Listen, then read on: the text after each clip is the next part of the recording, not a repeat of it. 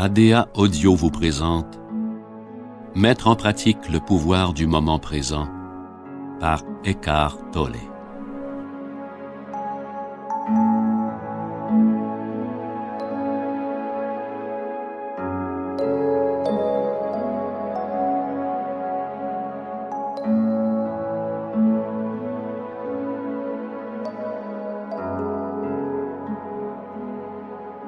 En plus des exercices, cet enregistrement contient aussi de courts passages du livre d'origine. Nombre de ces extraits se prêtent particulièrement à une écoute méditative. L'intention première n'est pas de recueillir de nouvelles informations, mais plutôt d'accéder à un état de conscience modifié. Une même section écoutée à de multiples reprises aura toujours quelque chose de frais et de neuf à vous apporter. Prenez votre temps pour écouter ces passages. Arrêtez-vous aussi souvent que nécessaire pour laisser place à la réflexion et à l'immobilité intérieure.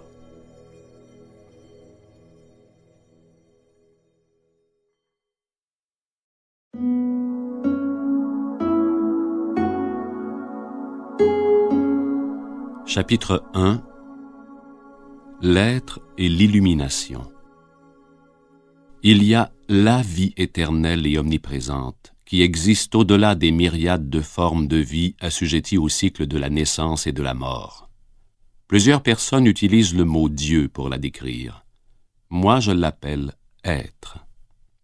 À l'instar du terme Dieu, le mot être n'explique rien. Par contre, il a l'avantage d'être un concept ouvert. Il ne réduit pas l'infini invisible à une entité finie, et il est impossible de s'en faire une image mentale. Personne ne peut se déclarer être l'unique détenteur de l'être, car il s'agit de votre essence même et que celle-ci vous est accessible immédiatement sous la forme de la sensation de votre propre essence.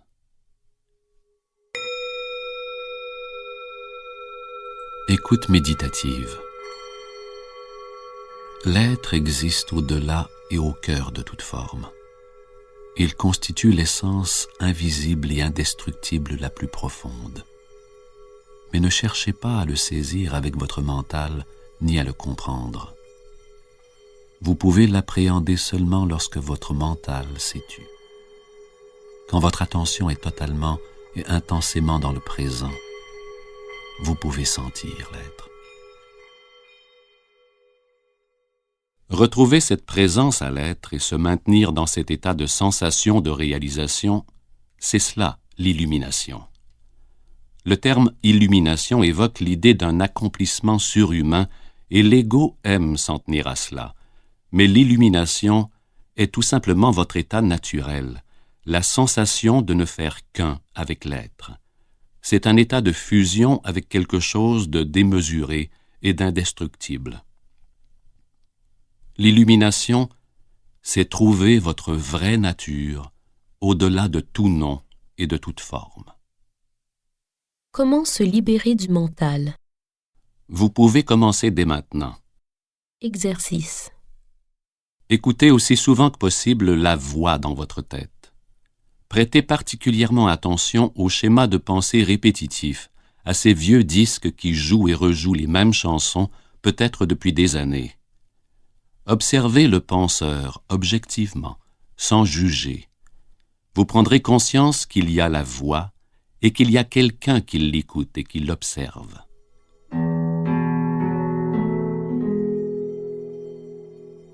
Ainsi, quand vous observez une pensée, vous êtes non seulement conscient de celle-ci, mais aussi de vous-même en tant que témoin de la pensée. Lorsque vous pénétrez de plus en plus profondément dans cet état de vide mental, vous atteignez la conscience pure. Et dans cette situation, vous ressentez votre propre présence avec une intensité et une joie telles que toute pensée, toute émotion, votre corps physique, ainsi que le monde extérieur deviennent relativement insignifiants en comparaison. Cette présence, c'est vous en essence, mais c'est en même temps quelque chose d'inconcevablement plus vaste que vous. Au lieu d'observer le penseur, vous pouvez également créer un hiatus dans le mental en reportant simplement toute votre attention sur le moment présent. Vous en tirerez une profonde satisfaction De cette façon, vous écartez la conscience de l'activité mentale et créez un vide mental où vous devenez extrêmement vigilant et conscient, mais où vous ne pensez pas. Ceci est l'essence même de la méditation. Exercice. Dans votre vie quotidienne, vous pouvez vous y exercer durant n'importe quelle activité routinière. Par exemple, lorsque vous vous lavez les mains, prenez plaisir à toutes les perceptions sensuelles qui accompagnent ce geste. Le bruit et la sensation de l'eau sur la peau, le mouvement de vos mains, l'odeur du savon, ainsi de suite. Remarquez la silencieuse mais puissante sensation de présence qui se manifeste en vous.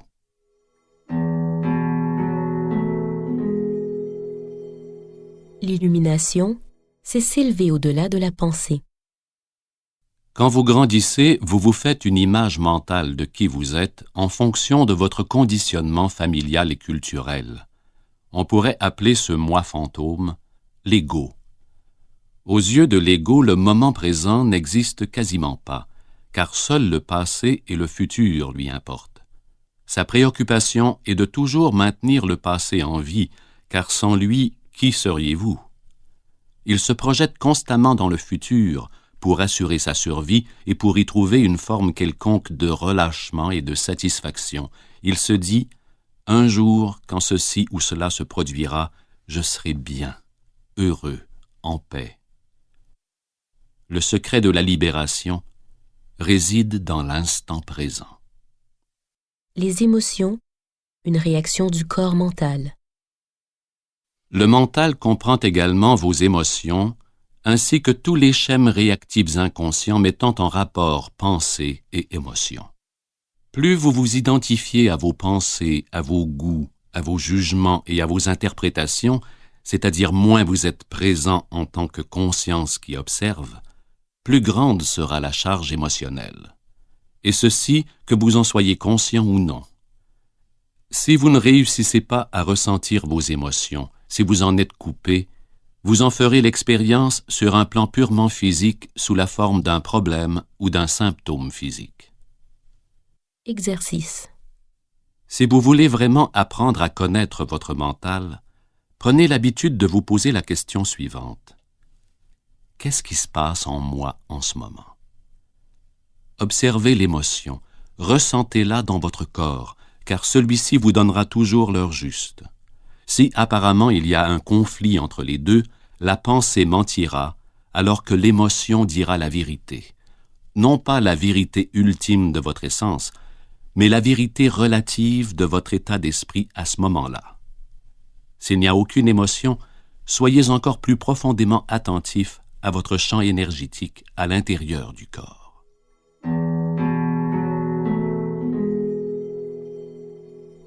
Si vous vous exercez à cela, tout ce qui est inconscient en vous sera amené à la lumière de la conscience. C'est la porte d'accès à l'être.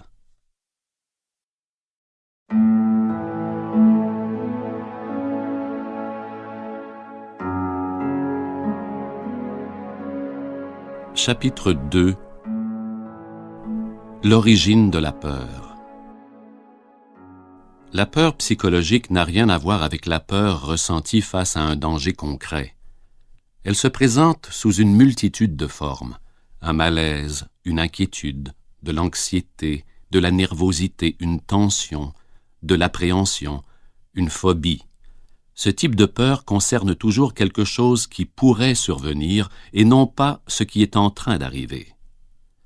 La peur semble avoir bien des causes, une perte, un échec, une blessure. Mais en définitive, toute peur revient à la peur qu'a l'ego de la mort, de l'anéantissement.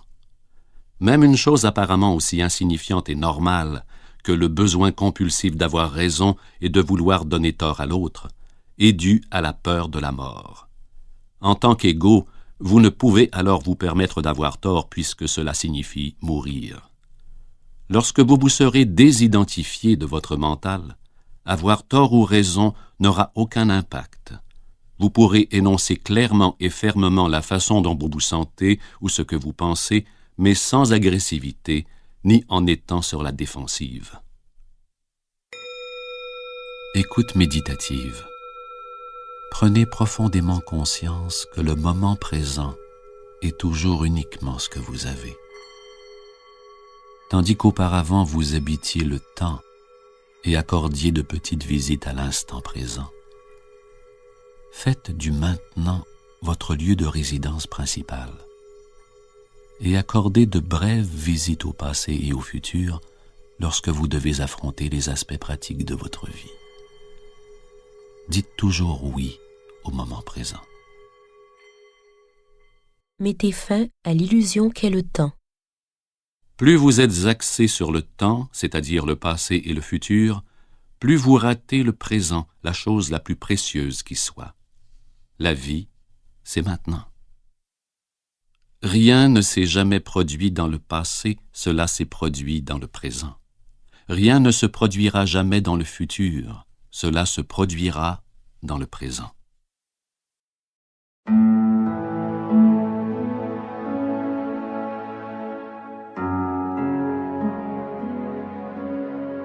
Chapitre 3.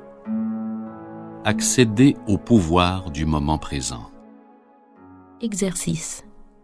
Soyez présent en tant qu'observateur de votre mental, c'est-à-dire de vos pensées, de vos émotions et de vos réactions dans diverses situations. Accordez au moins autant d'attention à vos réactions qu'à la situation ou à la personne qui vous fait réagir. Remarquez aussi la répétitivité avec laquelle votre attention se fixe sur le passé ou le futur. Ne jugez pas et n'analysez pas ce que vous observez. Regardez la pensée, sentez l'émotion, surveillez la réaction. N'en faites pas une problématique. Vous sentirez alors quelque chose de plus puissant que n'importe lequel de vos sujets d'observation. La présence calme qui observe de derrière le contenu du mental, le témoin silencieux.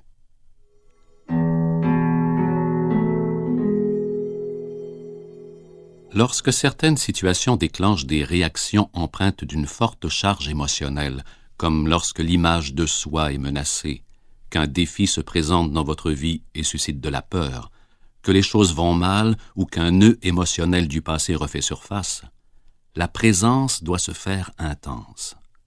Dans de telles situations, la réaction ou l'émotion prend totalement possession de vous, vous devenez elle et agissez en fonction d'elle. Vous vous justifiez, vous accusez, vous attaquez, vous vous défendez, sauf qu'il ne s'agit pas de vous, mais du scénario réactif, du mental dans son habituel mode de survie. S'identifier au mental, c'est lui donner de l'énergie. Observer le mental, c'est lui enlever de l'énergie. L'énergie économisée se transforme en présence. La personne illuminée maintient toujours son attention dans le présent. Celle-ci est tout de même consciente du temps à la périphérie. Autrement dit, elle continue à se servir du temps horloge, mais est libérée du temps psychologique. Comment se défaire du temps psychologique? Apprenez à utiliser le temps dans les aspects pratiques de votre vie, on pourrait appeler cela le temps horloge, mais revenez immédiatement à la conscience du moment présent quand les choses pratiques ont été réglées. De cette façon, il n'y aura aucune accumulation de temps psychologique qui est l'identification au passé et la perpétuelle projection compulsive dans le futur. Si vous vous donnez un objectif et travaillez pour l'atteindre, vous vous servez du temps horloge. Vous êtes conscient de la direction que vous voulez prendre, mais vous honorez le pas que vous faites dans le moment et lui accordez votre attention la plus totale. Si vous devenez trop axé sur l'objectif parce que, à travers lui, vous recherchez peut-être le bonheur, la satisfaction et une certaine complétude, vous n'honorez plus le présent. Celui-ci se réduit à un tremplin pour le futur, sans aucune valeur intrinsèque. Le temps horloge se transforme alors en temps psychologique. Votre périple n'est plus une aventure, mais seulement un besoin obsessionnel d'arriver quelque part, d'atteindre quelque chose, de réussir. Vous n'êtes plus conscient de la beauté et du miracle de la vie qui sont révélés partout autour de vous quand vous êtes dans l'instant présent. Ce que vous percevez comme le futur fait intrinsèquement partie de votre état de conscience dans le moment présent. Si votre mental traîne un lourd fardeau de passé, vous répéterez les mêmes expériences, car sans présence, le passé se perpétue de lui-même. La qualité de votre conscience dans cet instant-ci façonne votre futur, qui bien sûr ne pourra être vécu que comme le présent. Si la qualité de votre conscience à ce moment-ci détermine le futur, qu'est-ce qui détermine la qualité de votre conscience? Votre degré de présence. Par conséquent, le seul domaine à partir duquel le véritable changement peut s'opérer et où le passé peut se dissoudre, c'est le présent. Comment découvrir votre vie derrière vos conditions de vie actuelles? Écoute méditative. Trouvez le passage étroit qui vous conduit à la vie. On l'appelle l'instant présent. Ramenez votre vie au moment présent. Vos conditions de vie sont peut-être très problématiques, ce qui est le cas de la plupart des gens, mais essayez de voir si vous avez un problème en ce moment même. Pas demain ni dans 10 minutes, mais maintenant. Avez-vous un problème maintenant? Lorsque vous êtes envahi par les problèmes, il ne reste aucune place pour la nouveauté et les solutions. Exercice. Utilisez pleinement vos sens. Soyez véritablement là où vous êtes. Regardez autour de vous, simplement, sans interpréter. Voyez la lumière, les formes, les couleurs, les textures. Soyez conscient de la présence silencieuse de chaque objet, de l'espace qui permet à chaque chose d'être. Écoutez les bruits sans les juger. Entendez le silence qui les anime. Touchez quelque chose, n'importe quoi, et sentez et reconnaissez son essence. Observez le rythme de votre respiration. Sentez l'air qui entre et qui sort de vos poumons. Sentez l'énergie de vie qui circule dans votre corps. Laissez chaque chose être, au-dedans comme au-dehors. Reconnaissez en chaque chose son être là. Plongez totalement dans le présent.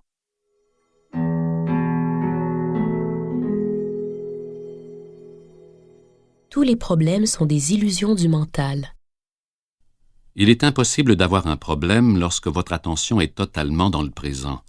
Une situation a besoin d'être acceptée telle qu'elle ou d'être solutionnée.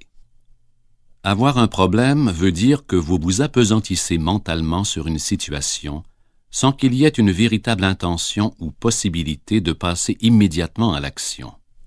Vous êtes tellement pris par vos conditions de vie que vous perdez le sens même de votre vie, de votre être. Quand vous créez un problème, vous créez de la souffrance. Tout ce qu'il faut, c'est simplement faire un choix, prendre une décision. C'est se dire, quoi qu'il arrive, je ne me créerai plus de souffrance, je ne me créerai plus de difficultés. La joie de l'être. Demandez-vous s'il y a de la joie, de l'aisance et de la légèreté dans ce que vous entreprenez. S'il n'y en a pas, c'est que le moment présent est passé à l'arrière-plan et que la vie est perçue comme un fardeau ou comme un combat.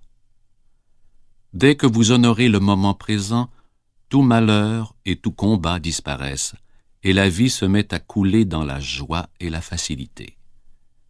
Quand vous agissez en fonction de la conscience que vous avez dans le moment présent, tout ce que vous faites est imprégné d'une certaine qualité, d'un certain soin et d'un certain amour, même le plus simple des gestes. Écoute méditative. Ne vous préoccupez pas des résultats de vos actions. Accordez simplement votre attention à l'action elle-même. Le résultat arrivera de lui-même. Lorsque la compulsion à fuir le présent cesse, la joie de l'être afflue dans tout ce que vous entreprenez. Dès l'instant où votre attention se tourne vers le présent, vous sentez une présence, un calme, une paix en vous. La conscience intemporelle. Être libéré du temps, c'est psychologiquement ne plus avoir besoin du passé pour assumer votre identité, ni du futur pour vivre votre plénitude. Écoute méditative. Une fois que vous avez goûté fugitivement à l'état de conscience intemporelle, vous commencez un aller-retour entre les dimensions du temps et de la présence. Vous prenez d'abord conscience du fait que votre attention est rarement dans l'instant présent. Et de savoir que vous n'êtes pas présent constitue déjà une grande réussite. Cette reconnaissance est en soi une forme de présence.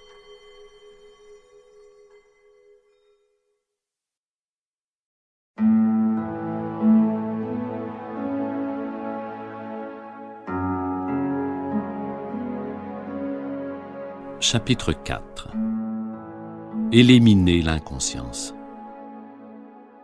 Il est donc essentiel d'introduire dans votre vie plus de conscience dans des situations ordinaires où tout se passe relativement en douceur.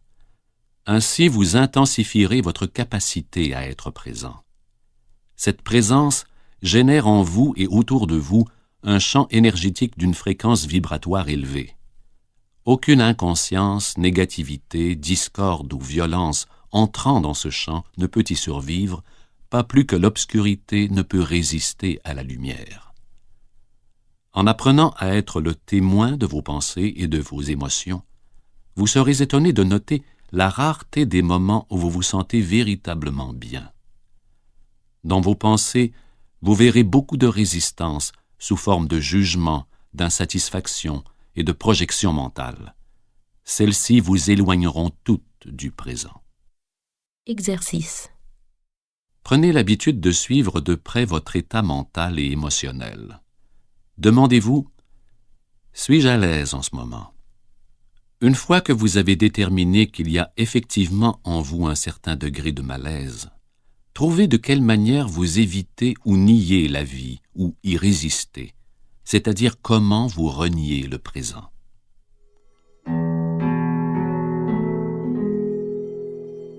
Soyez au moins aussi intéressé par ce qui se passe en vous que par ce qui se passe à l'extérieur.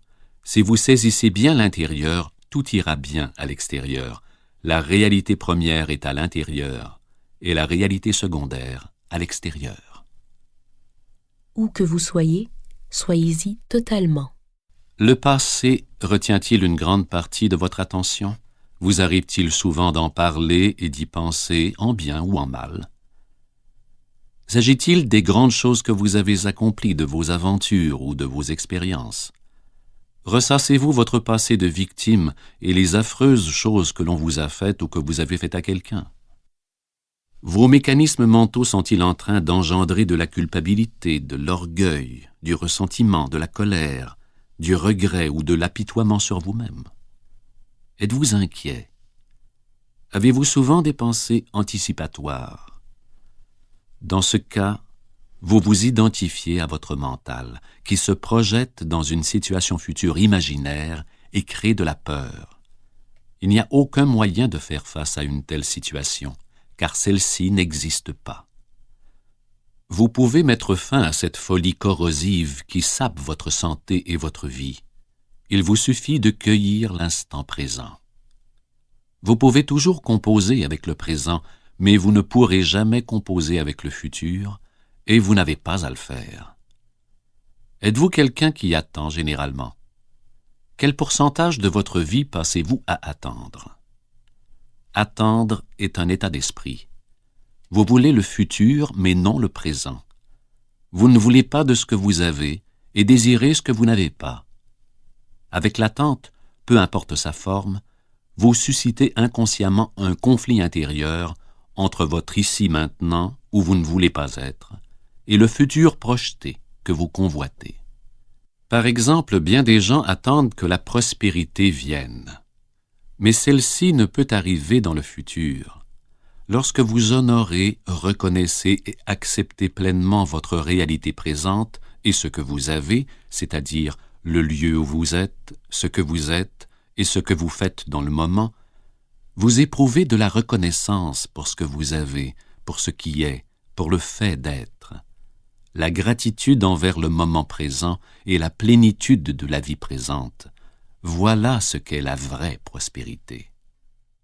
Exercice. Cessez d'attendre. Lorsque vous vous surprenez à glisser vers cet état d'esprit, secouez-vous. Revenez au moment présent. Contentez-vous d'être et dégustez ce fait d'être. Si vous êtes présent, vous n'avez jamais besoin d'attendre quoi que ce soit. Ainsi donc, la prochaine fois que quelqu'un vous dira « Désolé de vous faire attendre », vous pourrez répondre « Ça va, je n'attendais pas, j'étais tout simplement là, à m'amuser ».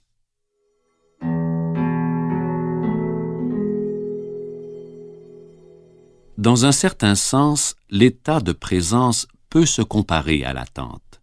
Il existe une autre sorte d'attente, dont la qualité est très différente et qui exige de votre part une vigilance totale.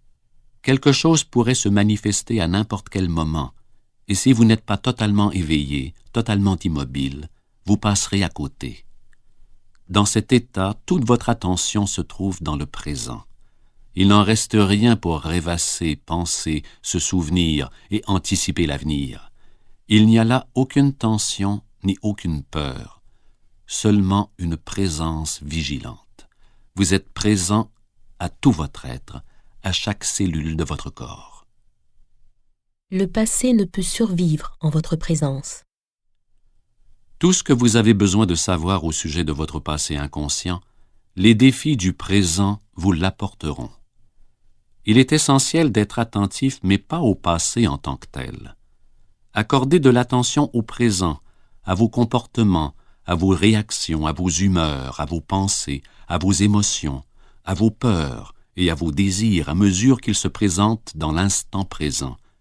C'est cela votre passé.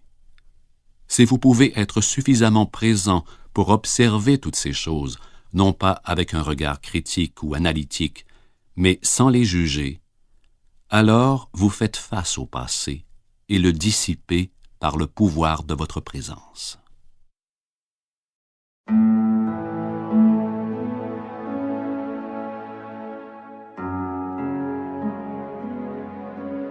Chapitre 5.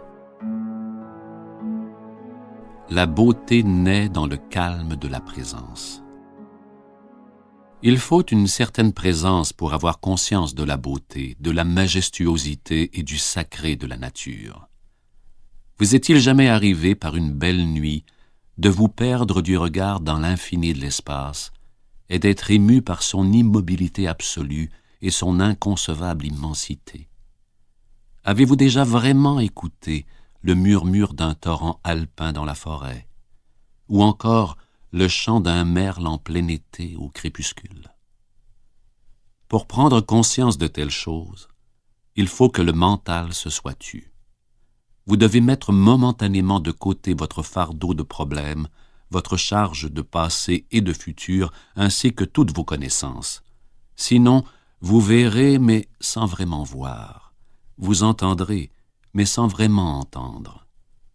Vous devez être totalement présent. Écoute méditative.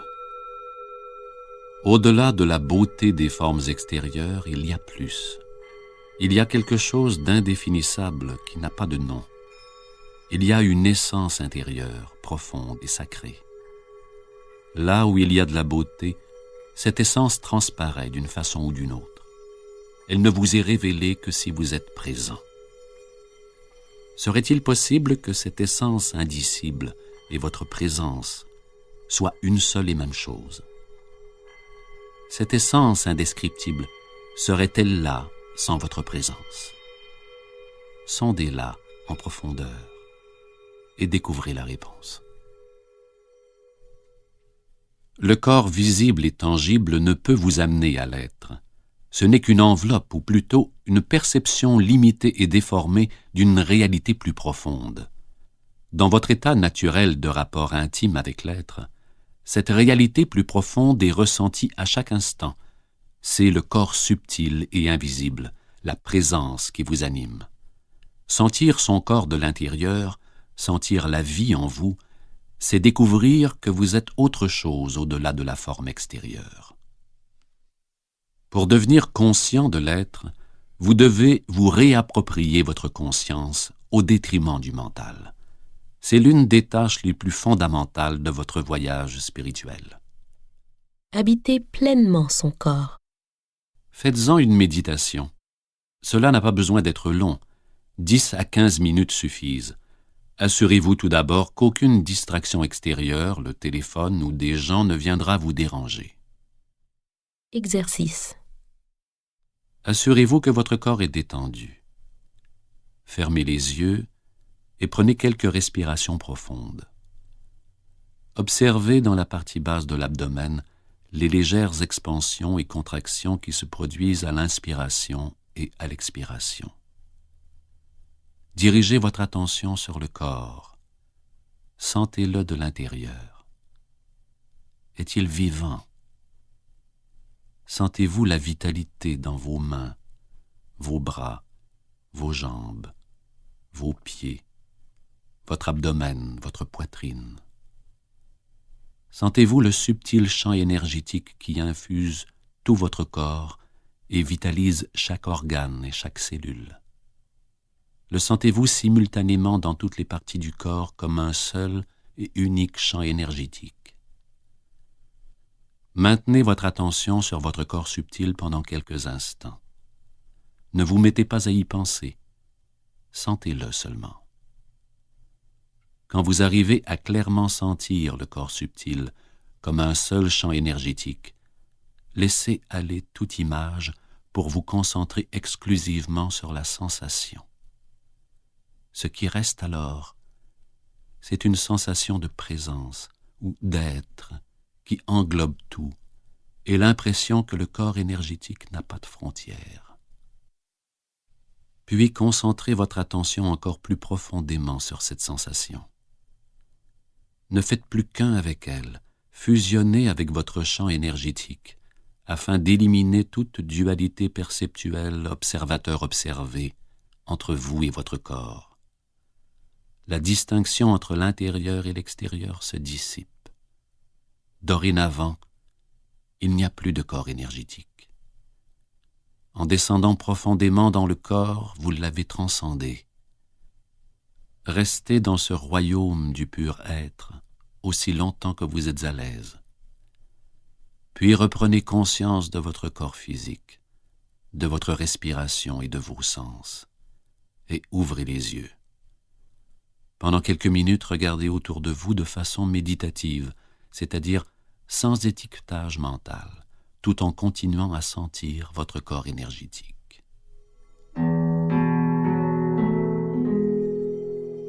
Lorsque vous avez accès à ce royaume dépourvu de forme, vous êtes vraiment libéré du lien avec la forme et de toute identification à celle-ci. C'est un royaume d'immobilité et de paix profonde, mais aussi de grande joie et d'intense vitalité. Chaque fois que vous faites preuve de présence, vous devenez dans une certaine mesure perméable à la lumière, à la conscience pure qui émane de cette source. Vous prenez également conscience que cette lumière n'est pas dissociée de ce que vous êtes et qu'elle constitue au contraire votre essence même. Ceci est l'état de rapport intime avec la source que nous appelons illumination. Créez en vous de profondes racines. La clé, c'est d'être en contact permanent avec votre corps subtil, de le sentir en tout temps. Cela approfondira et transformera rapidement votre vie. Plus vous dirigez votre conscience sur le corps énergétique, plus la fréquence de ces vibrations s'amplifie. À ce niveau vibratoire plus élevé, la négativité ne peut plus vous perturber et vous tendez naturellement à vous attirer des situations nouvelles qui reflètent cette fréquence vibratoire. Exercez-vous au cours des jours ou des semaines à venir à ne pas accorder la totalité de votre attention au mental et au monde extérieur. Concentrez-vous sur ce que vous faites, mais sentez en même temps votre corps énergétique aussi souvent que possible. Restez en contact avec vos racines intérieures. Surveillez ensuite comment ceci modifie l'état de votre conscience et la qualité de ce que vous faites. Comment renforcer le système immunitaire? Il existe une méditation simple mais puissante d'auto-guérison que vous pouvez faire à tout moment quand vous sentez le besoin de renforcer votre système immunitaire. Exercice. Quand vous avez quelques minutes de libre, particulièrement le soir juste avant de vous endormir, et le matin juste après vous être réveillé et avant de vous lever, inondez votre corps de conscience. Fermez les yeux, étendez-vous sur le dos. Choisissez différentes parties de votre corps pour tout d'abord y centrer brièvement votre attention, les mains, les pieds, les jambes, les bras, l'abdomen, la tête, etc.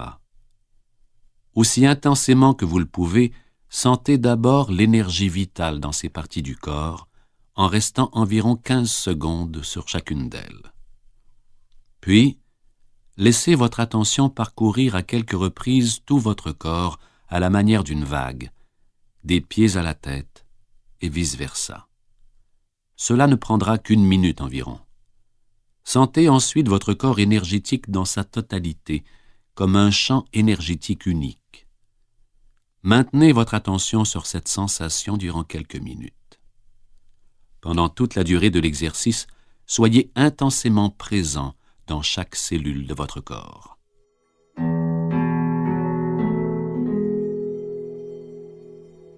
Laissez la respiration vous amener dans le corps. Si à n'importe quel moment vous éprouvez de la difficulté à entrer en contact avec le corps énergétique, il est habituellement plus facile de vous concentrer en premier lieu sur la respiration. La respiration consciente, qui est une méditation puissante en elle-même, vous remettra graduellement en contact avec le corps.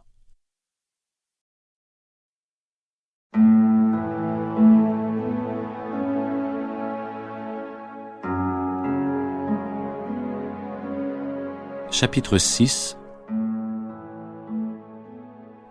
Dissiper le corps de souffrance. La plus grande partie de la souffrance humaine est inutile. On se l'inflige à soi-même aussi longtemps qu'à son insu, on laisse le mental prendre le contrôle de sa vie. La souffrance que vous créez dans le présent est toujours une forme de non-acceptation, de résistance inconsciente à ce qui est. Sur le plan de la pensée, la résistance est une forme de jugement. Sur le plan émotionnel, c'est une forme de négativité. L'intensité de la souffrance dépend du degré de résistance au moment présent, et celle-ci, en retour, dépend du degré d'identification au mental. Le mental cherche toujours à nier le moment présent et à s'en échapper. Plus on est à même de respecter et d'accepter le moment présent, plus on est libéré de la douleur, de la souffrance et du mental. La douleur et la souffrance sont inévitables tant et aussi longtemps que vous êtes inconscient spirituellement parlant. Je fais ici surtout référence à la souffrance émotionnelle, également la principale cause de la souffrance et des maladies corporelles. Le ressentiment, la haine, l'apitoiement sur soi, la culpabilité, la colère, la dépression, la jalousie, ou même la plus petite irritation, sont sans exception des formes de souffrance. Et tout plaisir ou toute exaltation émotionnelle comporte en eux le germe de la souffrance, leur inséparable opposé, qui se manifestera à un moment donné. Beaucoup de gens savent avec quelle facilité et rapidité une relation intime peut devenir une source de souffrance après avoir été une source de plaisir. Ces polarités, négatives et positives, sont les deux faces d'une seule et même pièce. Elles appartiennent à l'ego. Il existe deux types de souffrance, celle que vous créez maintenant et la souffrance passée qui continue de vivre en vous, dans votre corps et dans votre esprit. Il y a deux modes d'être, latent et actif. Un corps de souffrance peut être latent 90% du temps. Chez une personne profondément malheureuse, cependant, il peut être actif tout le temps. N'importe quoi peut servir de déclencheur. Une simple pensée ou une remarque innocente d'un proche peut l'activer. Brisez l'identification au corps de souffrance. Écoute méditative. Remarquez tout signe de morosité, peu importe la forme qu'elle peut prendre. Ceci peut annoncer le réveil du corps de souffrance. celui-ci pouvant se manifester sous forme d'irritation, d'impatience, d'humeur sombre, d'un désir de blesser, de colère, de fureur, de dépression, d'un besoin de mélodrame dans vos relations. Saisissez-le au vol dès qu'il sort de son état latent. Le corps de souffrance veut survivre et ne peut y arriver que s'il vous amène à vous identifier inconsciemment à lui. Il a besoin de vous pour se nourrir. En fait, il puisera à même toute expérience entrant en résonance avec sa propre énergie dans tout ce qui crée davantage de douleur. Lorsque le corps de souffrance s'empare de vous, vous en redemandez. Soit vous êtes la victime, soit le bourreau. Vous voulez infliger de la souffrance ou vous voulez en subir, ou bien les deux. Vous n'en êtes pas conscient, bien entendu, et vous soutenez avec véhémence que vous ne voulez pas de cette souffrance. Mais si vous regardez attentivement, vous découvrez que votre façon de penser et votre comportement font en sorte d'entretenir la souffrance, la vôtre et celle des autres. Si vous en étiez vraiment conscient, le scénario disparaîtrait de lui-même. Transformez la souffrance en conscience. Exercice. Concentrez votre attention sur le sentiment qui vous habite. Sachez qu'il s'agit du corps de souffrance. Acceptez le fait qu'il soit là. N'y pensez pas, ne transformez pas le sentiment en pensée. Ne le jugez pas, ne l'analysez pas, ne vous identifiez pas à lui. Restez présent et continuez d'être le témoin de ce qui se passe en vous. Devenez conscient non seulement de la souffrance émotionnelle, mais aussi de celui qui observe, de l'observateur silencieux. Ensuite, voyez ce qui se passe.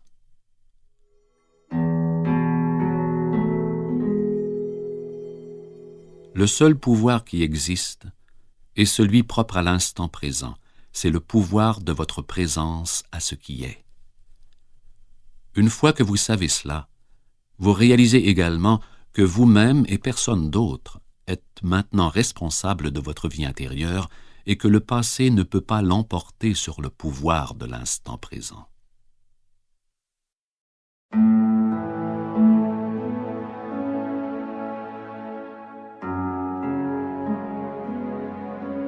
Chapitre 7. Des relations de dépendance aux relations éclairées. Les relations d'amour et de haine.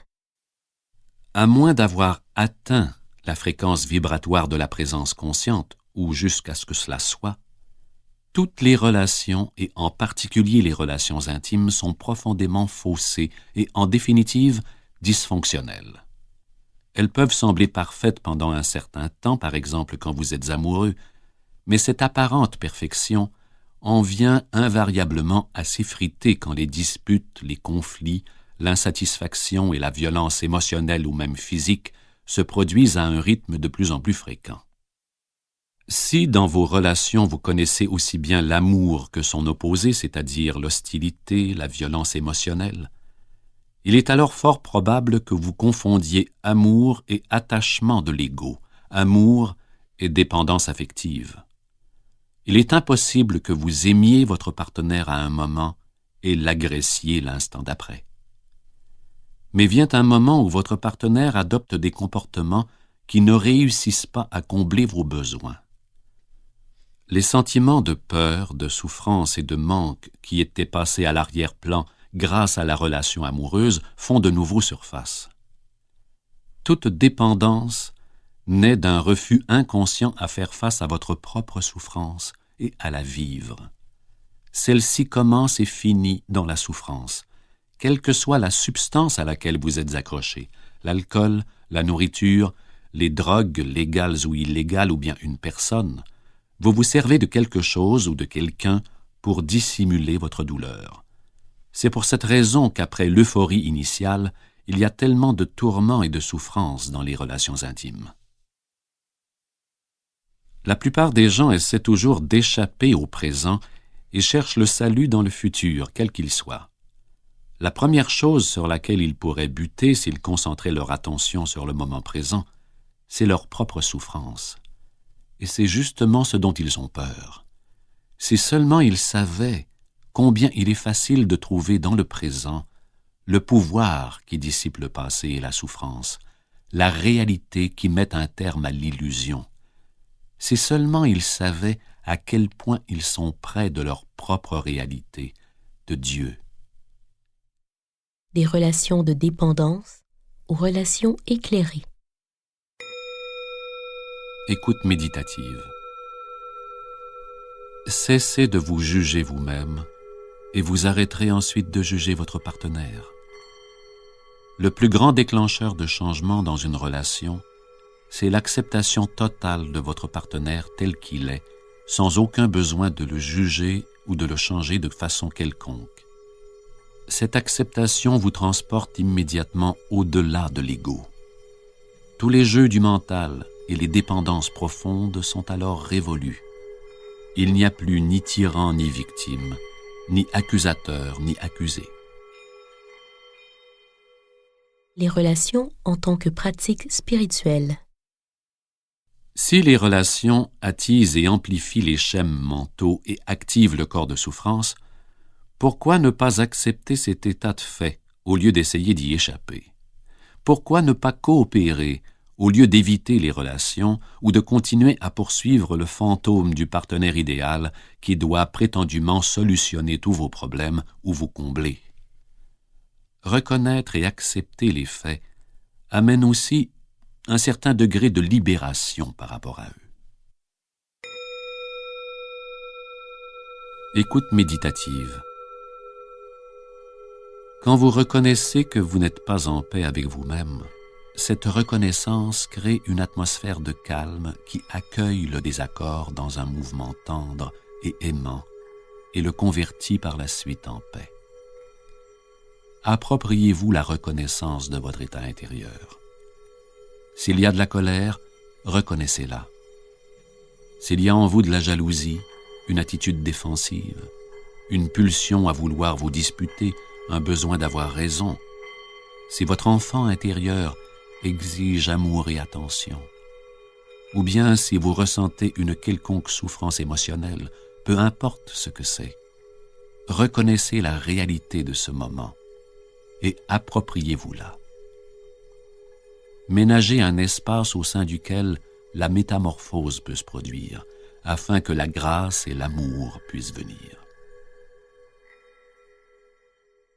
Il est parfois approprié de faire remarquer à votre partenaire certains aspects de son comportement. Si vous restez très vigilant, très présent, vous pouvez y arriver sans faire entrer en jeu l'ego, sans proférer de reproches, sans accuser l'autre ou lui donner tort. Lorsque votre partenaire se comporte avec inconscience, renoncez à tout jugement. Cela ne signifie pas que vous ne sachiez pas reconnaître une dysfonction ou l'inconscience quand vous les voyez. Cela veut dire que vous êtes celui ou celle qui reconnaît, au lieu d'être celui ou celle qui réagit et qui juge. Vous serez alors totalement libéré de la réaction, ou vous réagirez en reconnaissant que vous le faites, créant ainsi un espace où vous observez la réaction et lui permettez d'être. Au lieu de vous battre contre l'obscurité, vous faites la lumière. Au lieu de réagir face à l'illusion, vous la voyez et en même temps, vous voyez à travers elle. Quand vous êtes celui ou celle qui reconnaît, vous ménagez un espace d'ouverture et de présence aimante qui permet à toute chose et à toute personne d'être telles qu'elles sont. Exercice. Apprenez à dire ce que vous ressentez sans faire de reproches. Sachez écouter votre partenaire de façon ouverte et non défensive. Laissez-lui l'occasion de s'exprimer. Soyez présent. Accuser, attaquer, se défendre, tous ces scénarios destinés à protéger et à renforcer l'ego ou à combler ses besoins deviendront alors désuets. Il est vital de faire de la place aux autres et à soi-même. L'amour ne peut s'épanouir sans cela.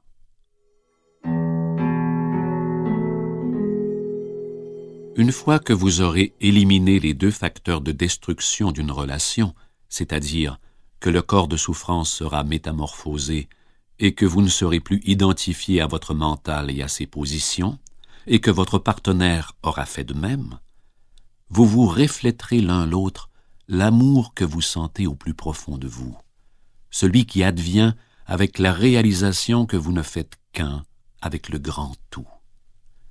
Et ceci est l'amour qui n'a pas d'opposé. Si votre partenaire est encore identifié au mental et au corps de souffrance alors que vous en êtes déjà libéré, ceci représentera un défi de taille, non pas pour vous, mais pour votre partenaire.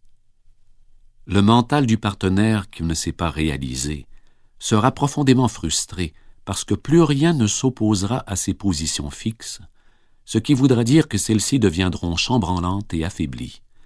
Elles courent même le risque de s'effondrer complètement, ceci se traduisant par la perte du sens de soi. Renoncez à la relation que vous entretenez avec vous-même. Quand vous êtes réalisé, vous êtes vous-même. Vous ne vous jugez pas, vous ne vous prenez pas en pitié, vous n'êtes pas fier de vous, vous ne vous aimez pas, vous ne vous détestez pas. La division causée par la conscience qui revient sur elle-même est résorbée et sa malédiction éliminée. Il n'y a plus de moi à protéger, à défendre ou à sustenter. Quand vous êtes réalisé, vous n'entretenez plus cette relation avec vous-même. Une fois que vous y avez renoncé, toutes les autres relations deviennent des relations d'amour.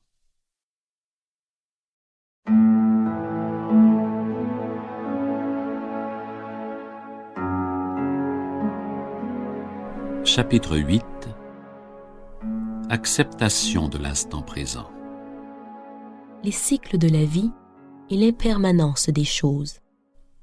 Il y a les cycles de succès au cours desquels tout semble vous sourire et bien aller, et les cycles de l'échec, quand tout ce que vous avez entrepris s'étiole et se désintègre, et que vous devez tout laisser aller afin de faire place à la nouveauté ou à la transformation. Si vous vous accrochez et résistez à ce moment-là, cela veut dire que vous refusez de suivre le courant de la vie et vous en souffrirez. L'involution est nécessaire pour qu'une nouvelle croissance puisse se produire. Vous devez avoir connu un grand échec sur un certain plan, une grande perte ou une profonde souffrance pour que la dimension spirituelle vous interpelle. Ou peut-être est-ce le succès lui-même qui a perdu son sens, devenant ainsi un échec. Derrière tout succès, il y a l'échec, et derrière tout échec, le succès. Dans ce monde-ci, c'est-à-dire sur le plan de la forme, tout le monde échoue, tôt ou tard bien entendu, et tout accomplissement revient éventuellement au rien. Aucune forme n'est permanente. Dans un état de conscience réalisé, vous êtes toujours actif et prenez plaisir à créer de nouvelles formes et circonstances, mais vous n'êtes pas identifié à elles. Telle est la différence. Vous n'avez pas besoin d'elle pour trouver le sens de votre moi. Elle ne constitue pas votre vie, seulement vos conditions de vie. Rien ne dure dans cette dimension. Soit les choses se terminent, soit elles changent. Ou bien encore elles subissent une inversion de polarité.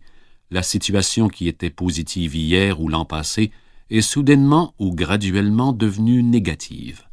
La même situation qui vous comblait alors de bonheur vous rend maintenant malheureux. Le bonheur et le malheur ne font qu'un. Seule l'illusion du temps les sépare. Lorsque vous êtes intérieurement libéré de votre dépendance à la forme, les conditions générales de votre vie tendent à s'améliorer grandement. Les choses, les gens ou les circonstances dont vous pensiez avoir besoin pour être heureux vous arrivent sans que vous jouiez des coudes ou ayez à fournir d'efforts. Et aussi longtemps qu'ils sont là, vous êtes libre de les goûter et de les apprécier. Tout cela prendra fin, bien sûr. Les cycles viendront et iront, mais la peur de perdre ne sera plus là puisque la dépendance aura disparu. Et la vie se met alors à couler facilement. Le bonheur qui provient d'une source secondaire quelconque n'est jamais bien profond. Ce n'est qu'un pâle reflet de la joie de l'être, de l'intense paix que vous trouvez en vous quand vous ne résistez plus. L'être vous transporte au-delà des contraires polarisés du mental et vous libère de votre dépendance aux formes. même si tout venait à s'écrouler et à être réduit en miettes autour de vous, vous sentiriez toujours ce profond noyau de paix intérieure. Vous ne seriez peut-être pas heureux, mais en paix. Comment utiliser la négativité et y renoncer? Toute résistance intérieure se vit comme de la négativité sous une forme ou une autre. Toute négativité est résistance. Dans ce contexte, les deux termes sont presque synonymes. La négativité va de l'irritation ou de l'impatience à la colère féroce, d'une humeur dépressive ou d'un sombre ressentiment au désespoir suicidaire. Parfois, la résistance déclenche le corps de souffrance, et dans ce cas-là, celui-ci peut générer une puissante négativité comme la colère, la dépression ou un profond chagrin, même si le catalyseur est infime. La négativité ne fonctionne pas. Au lieu de créer une situation favorable, elle l'empêche au contraire de se manifester. Au lieu de dissiper une situation défavorable, elle la maintient. Sa seule fonction utile est de renforcer l'ego, et c'est pour cette raison que l'ego l'aime tant. Une fois que vous vous êtes identifié à une forme quelconque de négativité, vous ne voulez pas vous en départir et, à un niveau inconscient profond, vous ne désirez aucun changement positif puisque cela menacerait votre identité de personne déprimée, en colère ou traitée injustement. Par conséquent, vous ignorerez, nierez et saboterez ce qui est positif dans votre vie. C'est là un phénomène très commun. Écoute méditative. Chaque fois que vous remarquerez que la négativité se manifeste en vous sous une forme ou une autre, ne la voyez pas comme un échec dans votre démarche, mais plutôt comme un précieux signal qui vous dit « Réveille-toi, sors de ta tête, sois présent ». Exercice. Si vous n'arrivez pas à éliminer une réaction négative, c'est de la faire disparaître en vous imaginant devenir perméable à la cause externe de la réaction. Exercez-vous tout d'abord avec de petites choses banales. L'alarme de la voiture, le chien qui aboie, les enfants qui hurlent, les bouchons de circulation. Au lieu de maintenir en vous un mur de résistance sur lequel viennent constamment et douloureusement se heurter les choses qui ne devraient pas se produire, laissez tout cela passer à travers vous. Quelqu'un vous dit quelque chose de grossier ou destiné à vous blesser? Laissez ces paroles passer à travers vous, au lieu de vous mettre en mode réactif négatif et inconscient. Agressivité, défensive ou retenue, laissez aller tout cela. N'offrez aucune résistance à ce qui est proféré, comme s'il n'y avait plus personne à blesser. Le pardon, c'est ça. De cette façon, vous devenez invulnérable.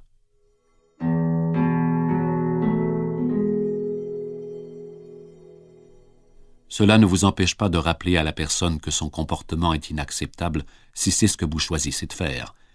Chose certaine, elle n'aura plus le pouvoir de contrôler votre état intérieur. Vous êtes alors sous votre pouvoir, pas sous celui de quelqu'un d'autre. Écoute méditative. Ne cherchez pas la paix. Ne cherchez pas à trouver un quelconque autre état que celui dans lequel vous êtes dans l'instant présent. Sinon, vous instaurerez un conflit intérieur et une résistance inconsciente. Pardonnez-vous de ne pas être en paix. Dès l'instant où vous acceptez totalement l'absence de paix, celle-ci se métamorphose en paix. Tout ce que vous acceptez totalement vous conduit à la paix. C'est le miracle du lâcher-prise. Quand vous acceptez ce qui est, chaque moment est le meilleur qui soit. C'est cela l'illumination. La nature de la compassion. Quand vous existez à partir de l'être, vous percevez le corps et l'esprit d'une autre personne comme un écran derrière lequel vous pouvez sentir sa véritable réalité, tout comme vous sentez la vôtre. Donc, quand vous êtes confronté à la souffrance ou au comportement inconscient d'une autre personne, vous restez présent et en contact avec l'être, et êtes ainsi en mesure de voir au-delà de la forme et d'apercevoir cette pure étincelle chez l'autre à travers votre être. La compassion, c'est la conscience que vous avez un lien profond qui vous unit à toutes les créatures. La prochaine fois que vous affirmerez ne rien avoir en commun avec telle ou telle personne, rappelez-vous que vous avez au contraire beaucoup en commun avec elle. D'ici à quelques années, 2 ans ou 70 ans, peu importe, vous serez tous les deux des cadavres en décomposition, puis simplement un amas de poussière, et à la fin, plus rien du tout. Cette prise de conscience vous fait humblement redescendre sur terre et ne laisse pas grand place à l'orgueil. Est-ce pour autant une pensée négative? Non, c'est un fait. Pourquoi fermer les yeux dessus?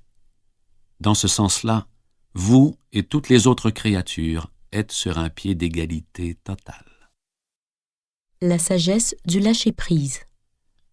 C'est la qualité de la conscience chez vous à cet instant même qui est le principal agent déterminant le genre de futur que vous connaîtrez. Lâcher prise est donc la chose la plus importante que vous puissiez faire pour amener un changement positif. Tout geste que vous posez par la suite n'est que secondaire. Aucune action véritablement positive ne peut provenir d'un état de conscience qui n'est pas fondé sur le lâcher-prise. Pour certaines personnes, ce terme peut avoir des connotations négatives. Il peut vouloir dire défaite, renoncement, incapacité d'être à la hauteur des défis de la vie, léthargie. Cependant, le véritable détachement est quelque chose d'entièrement différent. Cela ne signifie pas endurer passivement une situation dans laquelle vous vous trouvez sans tenter quoi que ce soit pour l'améliorer, et cela ne signifie pas non plus que vous devez cesser d'établir des plans pour transformer votre vie ou de poser des gestes positifs. Écoute méditative. Le lâcher-prise est la simple mais profonde sagesse qui nous porte à laisser couler le courant de la vie plutôt que d'y résister. Et le seul moment où vous pouvez sentir ce courant, c'est dans l'instant présent.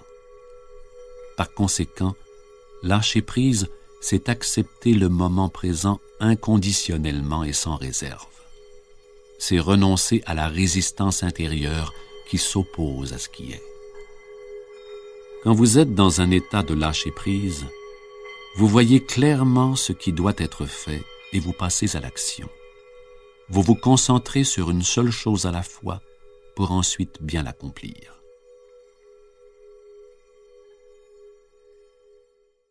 Quand vous lâchez prise, ce n'est pas la situation dans sa globalité que vous devez accepter, mais juste ce minuscule segment appelé instant présent. Ne concentrez pas votre attention sur les 1001 choses que vous ferez ou aurez peut-être à effectuer à un moment donné, mais plutôt sur la chose que vous pouvez faire maintenant. Ceci ne veut pas dire que vous ne devriez pas planifier, c'est peut-être justement la chose à faire. Peu importe le geste que vous posez, il ne portera peut-être pas fruit immédiatement. Ne résistez pas à ce qui est jusqu'à ce que cela se produise. Le lâcher-prise dans les relations interpersonnelles. Il est vrai que seule une personne inconsciente essaiera d'utiliser ou de manipuler les autres. Mais il est également vrai que seule une personne inconsciente peut être utilisée ou manipulée. Si vous offrez de la résistance au comportement inconscient des autres ou luttez contre cela, vous tombez vous-même dans l'inconscience.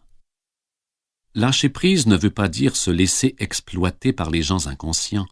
Il est parfaitement possible de dire non fermement et clairement à quelqu'un ou de se dissocier d'une situation tout en restant en même temps dans un état intérieur d'absence totale de résistance. Exercice. Lorsque vous dites non à quelqu'un ou à une situation, faites en sorte que votre choix origine non pas d'une réaction, mais d'une prise de conscience, d'un discernement clair de ce qui est juste ou pas pour vous dans le moment. Que ce non ne soit pas une réaction. Qu'il soit un non de grande qualité, libre de toute négativité, qui ne créera donc pas de souffrance ultérieure. Si vous ne réussissez pas à lâcher prise, passez immédiatement à l'action. Dites le fond de votre pensée aux personnes concernées. Faites quelque chose qui modifiera la situation, ou bien encore, dissociez-vous totalement de la situation. Assumez la responsabilité de votre vie.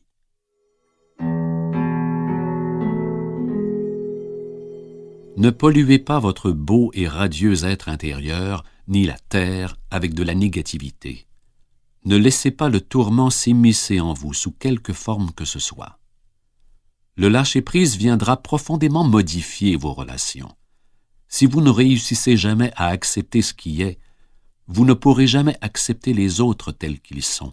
Vous jugerez, critiquerez, étiquetterez, rejetterez les gens ou essaierez de les changer. Par ailleurs, si vous faites continuellement du moment présent un moyen pour arriver à une fin dans le futur, vous ferez de même avec tous les gens que vous rencontrerez et avec qui vous serez en rapport. Exercice. Quand vous commencez à vous disputer ou à entrer en conflit avec votre partenaire ou un proche, observez d'abord à quel point vous vous tenez sur la défensive lorsque l'autre attaque votre position, ou sentez la force de votre propre agressivité lorsque vous attaquez la position de l'autre personne. Remarquez votre attachement à vos points de vue et à vos opinions. Percevez bien l'énergie mentale et émotionnelle derrière votre besoin d'avoir raison et de donner tort à l'autre. C'est l'énergie de l'ego. Vous la conscientiserez en la reconnaissant, en la sentant le plus totalement possible. Puis un jour, vous réaliserez soudainement au beau milieu d'une dispute que vous avez le choix et déciderez peut-être tout simplement de ne pas réagir, juste pour voir ce qui se passe. Ainsi, vous lâchez prise.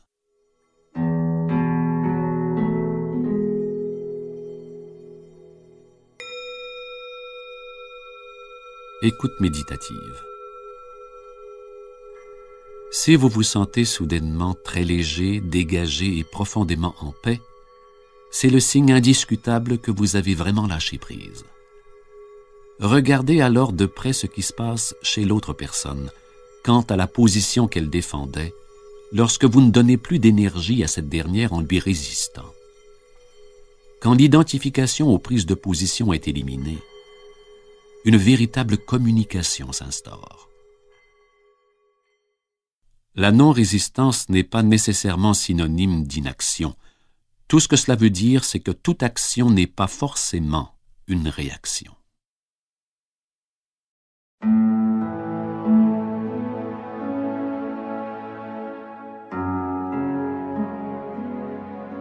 Chapitre 9.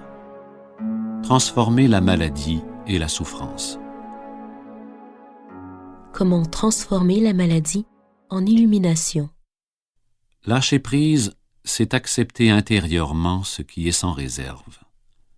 Ce dont il est question ici, c'est de votre vie, en cet instant, et non des circonstances ou de ce que j'appelle vos conditions de vie.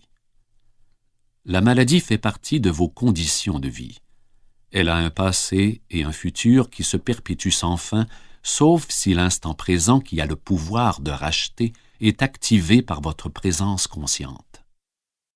Quand quelqu'un adopte une croyance vis-à-vis de votre état et vous colle ainsi une étiquette sur le dos, celle-ci amène l'état à s'installer pour de bon, lui donne du pouvoir et fait d'un déséquilibre temporaire une réalité apparemment immuable. Exercice.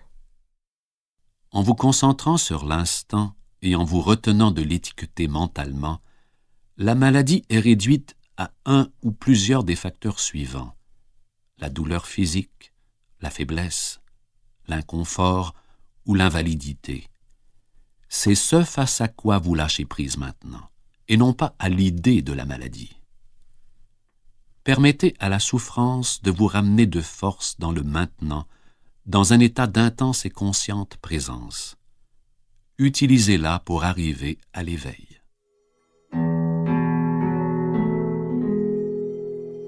Le lâcher-prise ne transforme pas ce qui est, du moins pas directement. Il vous transforme vous. Et quand vous êtes transformé, c'est tout votre monde qui l'est. Quand le malheur frappe ou que quelque chose va très mal, Maladie, invalidité, perte d'un chez-soi, d'une fortune ou d'une identité sociale, rupture d'une relation intime, décès ou souffrance d'une personne chère, ou imminence de votre propre mort. Sachez qu'il y a un revers à cette médaille, que vous n'êtes qu'à un pas de quelque chose d'incroyable, de la transformation alchimique totale du vulgaire métal de la douleur et de la souffrance en or. Et ce pas, c'est le lâcher-prise. Je ne dis pas que vous serez heureux dans une telle situation. Non, vous ne le serez pas. Par contre, la peur et la douleur se transformeront en cette paix et cette sérénité intérieure qui proviennent d'une profondeur insondable, du non manifeste lui-même. Il s'agit de la paix de Dieu, qui dépasse tout entendement. Cette paix radieuse s'accompagne de la réalisation que vous êtes indestructible, immortel. Et cette réalisation s'effectue non pas sur le plan du mental, mais au plus profond de votre être. Ce n'est pas une croyance, c'est une certitude absolue qui n'exige aucune preuve extérieure.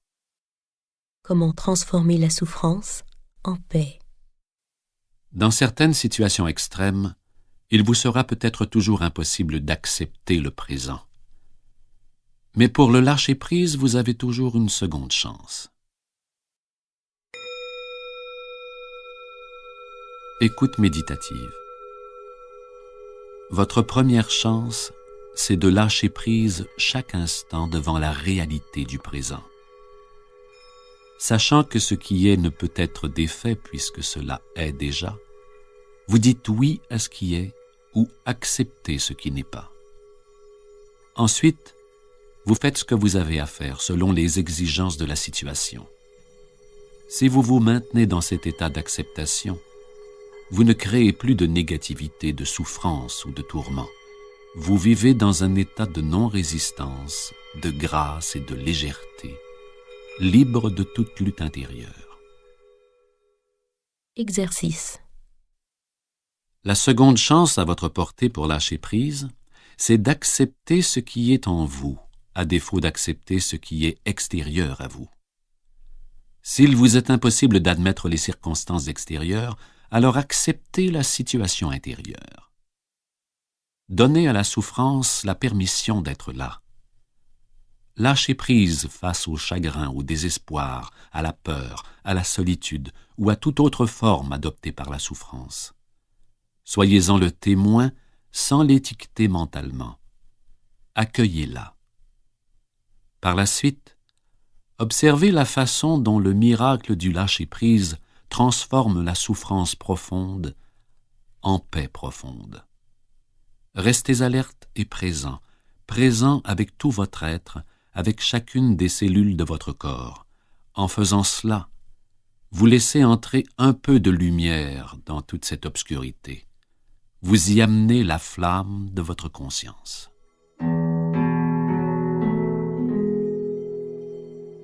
Quand la souffrance est profonde, vous ressentez sans doute une forte pulsion à vouloir y échapper plutôt que de vouloir lâcher prise. Vous ne voulez pas sentir ce que vous sentez, quoi de plus normal. Mais il n'y a aucune échappatoire, aucune issue de secours. Il y a par contre de fausses échappatoires comme le travail, l'alcool, les drogues, la colère, les projections, la répression. Mais celles-ci ne vous libèrent pas de la douleur. La souffrance ne diminue pas en intensité quand vous la rendez inconsciente. Quand vous niez la douleur émotionnelle, tout ce que vous entreprenez ou pensez est contaminé par elle. Même vos relations. Pour ainsi dire, vous diffusez cette vibration de souffrance par l'énergie qui émane de vous et les autres la sentent intuitivement. S'ils sont dans l'inconscience, il se peut qu'ils se sentent poussés à vous agresser ou à vous blesser d'une manière ou d'une autre. Ou bien alors, c'est vous qui les blesserez par une projection inconsciente de votre souffrance. Vous attirez vers vous tout ce qui peut correspondre à votre état intérieur. Avoir le pouvoir de choisir. Le choix existe à partir du moment où vous vous désidentifiez du mental et de ses schèmes de conditionnement, à partir du moment où vous devenez présent. Personne ne choisit le dysfonctionnement, le conflit ou la douleur. Personne ne choisit la folie. Ceux-ci adviennent parce qu'il n'y a pas suffisamment de présence en vous pour dissoudre le passé, pas assez de lumière pour dissiper l'obscurité. Presque tout le monde en souffre à des degrés variables. Dès l'instant où vous prenez conscience de cela, il ne peut plus y avoir de ressentiment. Comment pouvez-vous éprouver du ressentiment vis-à-vis de la maladie de quelqu'un? La seule attitude possible est la compassion. Lorsque vous lâchez prise face à ce qui est et que vous devenez totalement présent, le passé perd tout pouvoir. Vous n'en avez plus besoin. La présence est la clé. Le présent l'est aussi. Étant donné que la résistance et le mental sont indissociables, le renoncement à la résistance, le lâcher-prise, met fin au règne du mental comme maître absolu, comme l'imposteur qui prétend être vous, le faux Dieu. Tout jugement et toute négativité disparaissent. Le royaume de l'être qui était masqué par le mental se révèle. Tout d'un coup, un grand calme naît en vous, une insondable sensation de paix. Et au cœur de cette paix, il y a une grande joie. Et au cœur de cette joie, il y a l'amour. Et au cœur de tout cela, il y a le sacré, l'incommensurable, ce à quoi on ne peut attribuer de nom.